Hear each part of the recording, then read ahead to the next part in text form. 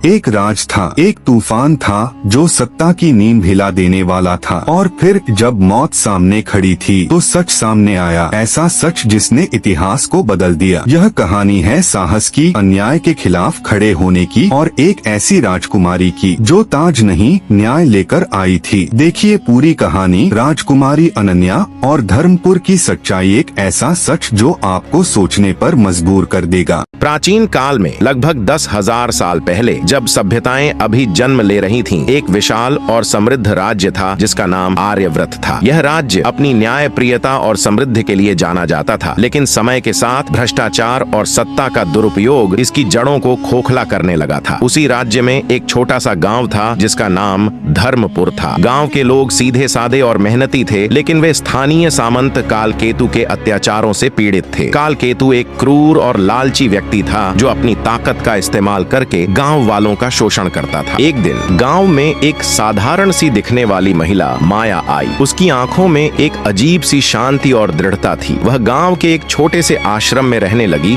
और बच्चों को पढ़ाने और बीमारों की सेवा करने लगी। गांव वाले उसे बहुत सम्मान देते थे, लेकिन वे उसे कालकेतु से दूर रहने की सलाह देते थे। आश्रम लौट रही थी तो कालकेतु के सिपाहियों ने उसे रोक लिया। उन्होंने उससे कर टैक्स के रूप में उसके पास जो कुछ भी था वह सब मांगा। माया ने शांति से कहा, मेरे पास तुम्हें देने के लिए कुछ नहीं है सिवाय ज्ञान और सेवा के। सिपाही हंसे और उसका अपमान करने लगे। एक साधारण सी औरत हमें सिखाएगी कि हमें क्या करना चाहिए, एक सिपाही ने कहा। उन्होंने उसे धक्का दिया और उसके हाथ से किताबों की पोटली छीन ली। माया चुपचाप खड़ी रही। उसकी आंखों में न तो डर था और न ही गुस्सा। उसने बस इतना कहा, तुम जो कर रहे हो वह अन्याय है और अन्याय ज्यादा दिन नहीं टिकता। यह बात कालकेतु तक पहुंची। वह आग बबूला हो गया। इतनी हिम्मत, एक साधारण औरत मेरे अधिकार को चुनौती देगी। उसने अपने सिपाहियों को आदेश दिया कि वे माया को पकड़कर उसके सामने पेश करें। अगले दिन माया को कालकेतु की सभा में लाया गया। कालकेतु अपने आलीशान सिंहासन पर बैठा था। उसके चेहरे पर अहंकार और क्रूरता साफ झलक रही थी। उसने माया से पूछा, तो तुम हो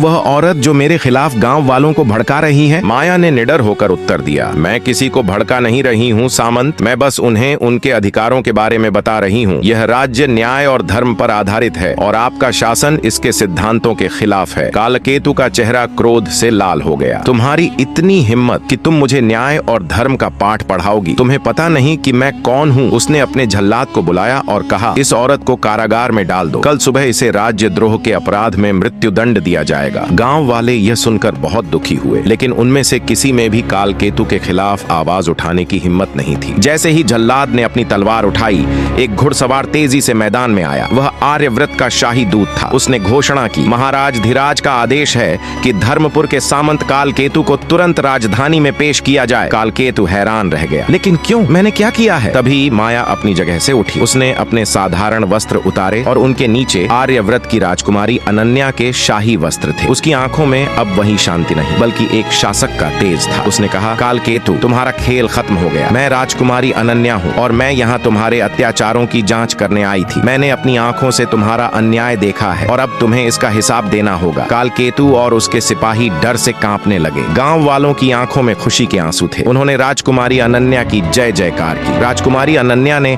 कालकेतु को गिरफ्तार करने का आदेश दिया और गांव वालों से कहा, आज से धर्मपुर में कोई अन्याय नहीं होगा। यह राज्य तुम्हारा है और इसकी रक्षा करना तुम्हारा कर्तव्य है। कभी भी अन्याय के सामने सिर मत झुकाना। उस दिन के बाद धर्मपुर में फिर से शांति और न्याय का राज्य स्थापित हो गया और राजकुमारी अनन्या की कहानी पीढ़ियों तक सुनाई जाने लगी। एक ऐसी महिला की कहानी जिसने अपनी हिम्मत और बुद्धिमत्ता से एक पूरे भ्रष्ट तंत्र को बदल दिया।